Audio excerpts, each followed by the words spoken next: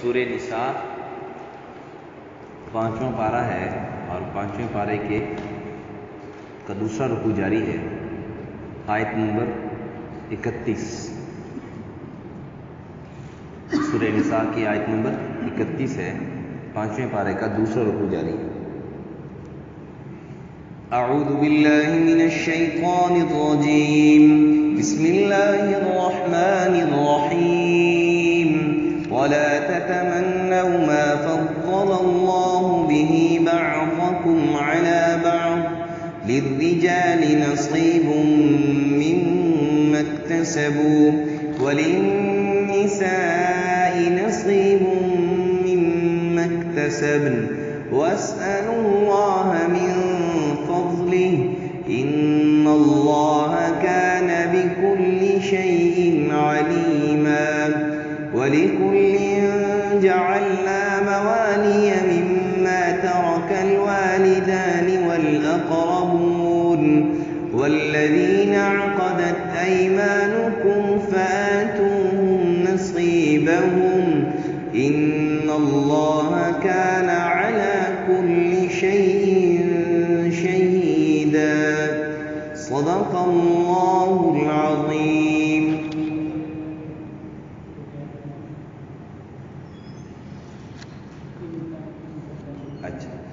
إن تجتنبوا كبائر ما تنهون عنه نكفر عنكم سيئاتكم وندخلكم مدخلا كريما. باقی پڑھ لی. اگر تم بچتے رہو ان چیزوں سے جو گناہوں میں بڑی ہیں، تو فرمایا نکفر عنکم سیئاتکم، تو ہم معاف کریں گے تم سے تمہارے چھوٹے گناہ. وندخلکم مدخلا کریما، اور تمہیں داخل کریں گے عزت کے مقام پر. ولا تتمنوا، اور طلب مت کرو، ہوس مت کرو، تمنا مت کرو، ما فضل اللہ، جو اللہ تعالیٰ نے بڑائی دی ہے، بھی اپنے فضل سے، بعضکم علی بعض، بعض کو بعض پر. للرجال نصیب، مردوں کے لیے حصہ ہے، مما اکتسبوا، اپنی کمائی سے. وللنساء نصیب، اور عورتوں کے لیے حصہ ہے، مما اکتسب، جو وہ کمائیں گی. واسألوا اللہ من فضلی، اللہ سے اس کا فضل طلب کرو. ان اللہ کان بکل شیء علیما، اللہ تعالیٰ کو ہر چیز معلوم ہے، ہر چیز کا اللہ تعالیٰ کو علم ہے.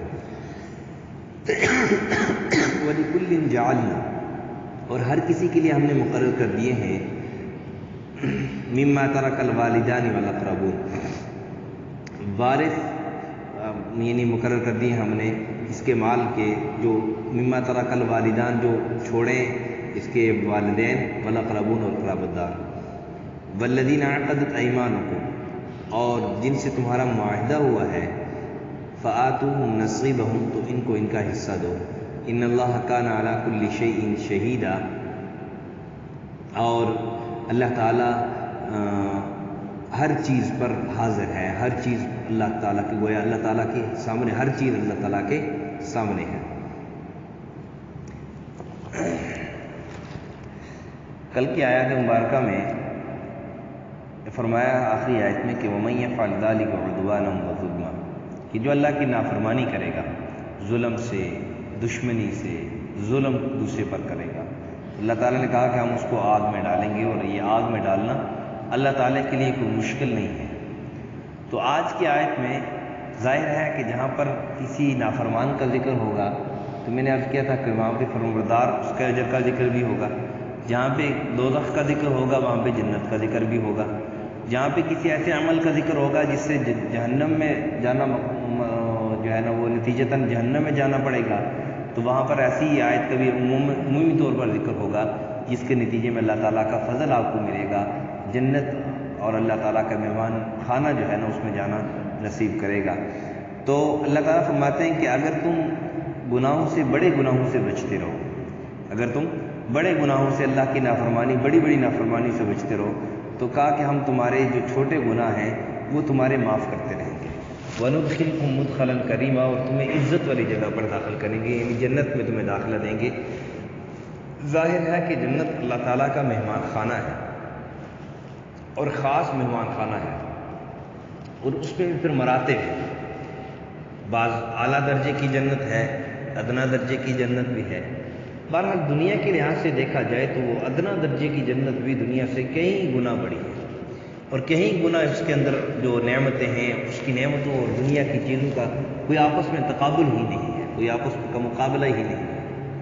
تو بہرحال اللہ کا مہمان خانہ ہے، پھر ظاہر ہے کہ جو مہمان جتنا بڑا ہو، جتنا عزت والا ہو، تو اس کو اتنے اچھے مہمان خانے میں جگہ دی جاتی ہے اور اتنی اچھا VIP پروٹوکول اس کو دیا جاتا ہے۔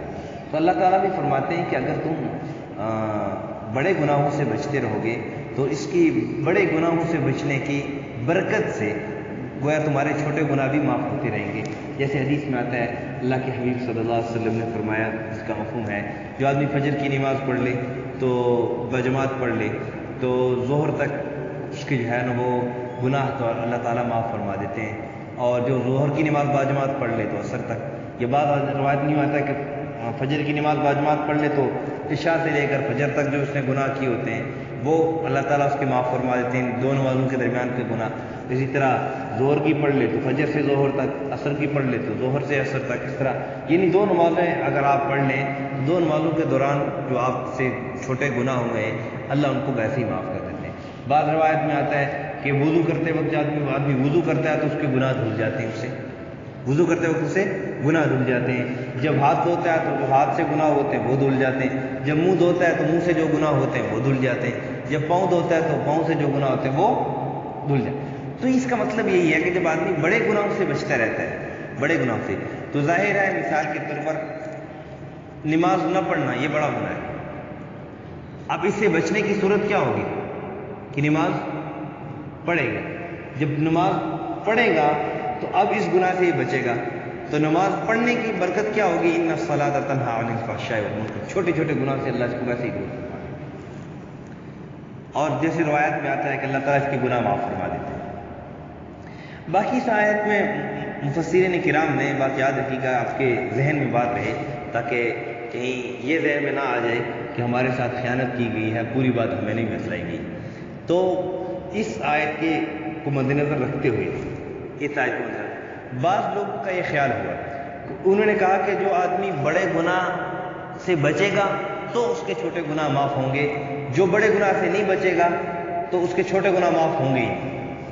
وہ جس سے بڑا گناہ ہو گیا اس کے نہ بڑا گناہ معاف ہوگا نہ چھوٹا گناہ معاف ہوگا۔ بعض لوگ اس طرف گئے ہیں، بعض لوگوں کا اس رخ پر چل پڑے، یعنی ناسمجھی کی وجہ سے، کم فہمی کی وجہ سے۔ اللہ تعالیٰ فرما رہے ہیں کہ اگر بڑے گناہوں سے بچو گے، بڑے گناہوں سے، تو اللہ تعالیٰ تمہارے چھوٹے گناہ بغیر توبہ کے معاف کر دیں گے، ورنہ بڑے گناہوں کے لیے پھر دوسری آیات ہیں، اللہ تعالیٰ ان سے اللہ فرماتے ہیں کہ یا عبادی الذین اسرفوا علی انفسہم لا تقنطوا من رحمۃ اللہ ان اللہ یغفر الذنوب جميعا، سارے گناہوں کو اللہ معاف کر سکتے ہیں۔ تو اس طرح دوسری آیات بھی ہیں، ان سے پتہ چلتا ہے کہ اللہ تعالیٰ چھوٹے گناہ بھی معاف کر سکتے ہیں، بڑے گناہ بھی معاف کر سکتے ہیں، اللہ تعالیٰ ہر چیز پر قادر ہے، اور اللہ تعالیٰ چھوٹے گناہ بھی معاف کرتے ہیں، بڑے گناہ بھی معاف کرتے ہیں۔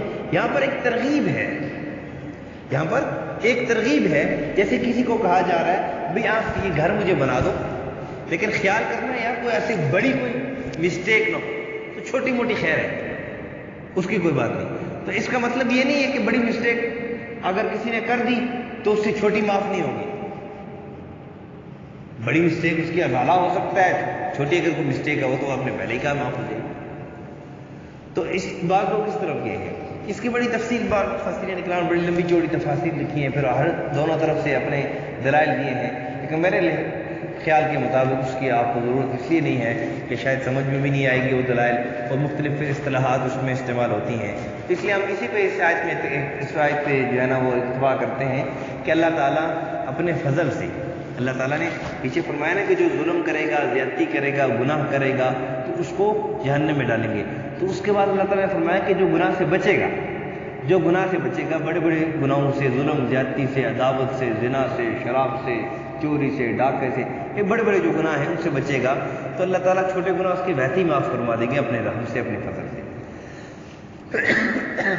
اس کے بعد جو اگلی آیت ہے اس میں اللہ تعالیٰ نے فرمایا کہ اس چیز کی تمنا مت کرو جو اللہ نے اپنے فضل سے دوسرے کو تم پر فضیلت دی ہے، بعض عورتیں اللہ تعالیٰ کے یعنی اللہ کے حبیب صلی اللہ علیہ وسلم کے ہاں حاضر ہوئی اور عرض کیا کہ ہر جگہ اللہ تعالیٰ مردوں سے خطاب فرماتے ہیں اور ان کو حکم کرتا ہے، عورتوں کا اس میں ذکر نہیں ہوتا. میراث میں مرد کو 2 حصے مل رہے ہوتے ہیں، عورت کا 1 حصہ مل رہا ہوتا ہے. ٹھیک ہے، تو اس آیت میں اللہ تعالیٰ نے ان کا جواب دیا کہ جو فضل اللہ تعالیٰ نے دیا ہے، اللہ تعالیٰ نے دیا ہے. اب کوئی عورت یہ کہے میں عورت کیوں پیدا ہوئی، یا کوئی مرد یہ کہے جی میں مرد کیوں پیدا ہوا، یا کوئی غریب یہ کہے جی میں غریب کیوں. اب یہ سوال ختم ہو گیا ہے. غریب اگر غربت میں اللہ کو راضی کرے گا اور چاہے عورت ہے تو وہ نافرمان مردوں سے کہیں ہاں درجہ بہتر ہے. اور اگر امیر اپنی امارت میں اللہ تعالیٰ کو راضی کر کے زندگی گزارے گا، دولت کے ہوتے ہوئے اللہ کو راضی کر کے گزارے گا، تو وہ چاہے عورت ہے وہ افضل ہے، بہتر ہے. لیکن دنیا میں کیونکہ ایک نظام چلانا ہے، کسی ایک کو بڑا مقرر کرنا ہوگا دنیا کا نظام چلانے کے لیے، اس اعتبار سے اللہ تعالیٰ نے مرد کو فضیلت دی ہے. باقی اعمال کے اعتبار سے، جنت کمانے کے اعتبار سے، نیکی کے اعتبار سے اللہ تعالیٰ نے صاف واضح فرمایا للرجال نصیب مما اکتسبوا. مرد جو عمل کرے گا، نیکی کرے گا، اعمال صالحہ کرے گا، اس کے بنسبت اس کو نیکی ملے گی، اس کی بنسبت اس کو ثواب ملے گا، اس کی بنسبت اس کو جنت میں ٹھکانہ ملے گا، اس حساب سے اس کو سب کچھ ملے گا. اور اسی طرح وللنساء نصیب مما اکتسبوا، عورت کے لیے بھی وہی ہے کہ جو اللہ تعالیٰ نے اس کو توفیق دی، اس نے عمل کیا، نیک اعمال کیے، اس حساب سے اس کو ثواب ملے گا، جزا سزا ملے گی اس حساب سے. باقی یہ دنیاوی طور پر فضیلت تو یہ تو عارضی ہے، یہ تو عارضی ہے. جیسے ایک آدمی حکمران بن گیا، ابھی حکمران ساری زندگی کے لیے حکمران تو نہیں ہے، کچھ عرصے کے لیے، پھر اس کے بعد دوسرا آ جائے گا، پھر دوسرا بھی چلا جائے گا، تیسرا آ جائے گا. تو یہ جو دنیاوی طور پر کوئی غریب ہے، کوئی امیر ہے، کوئی محتاج ہے، ظاہر آپ دیکھیں اگر سب کے سب امیر ہو جائیں تو نظام ہی نہیں چلے گا، پھر مزدوری کون کرے گا؟ کیا کہہ رہا ہے جس کے پاس پیسہ ہو، ہمیں سے کوئی اس کو اٹھا کہ کسی کو کہے نا کہ بھائی جاؤ جا کر جو ہے نا وہ واش روم دو، یا کہے جی جا کر باہر جھاڑو لگاؤ، تو کوئی اس بات پہ تیار ہوگا؟ مجھے کیا ضرورت ہے جھاڑو لگانے کی، میرے پاس تو پیسہ ہے. تو یہ تو ایک نظام چلانا ہے، اس اعتبار سے ایک دوسرے کو فضیلت دی ہے.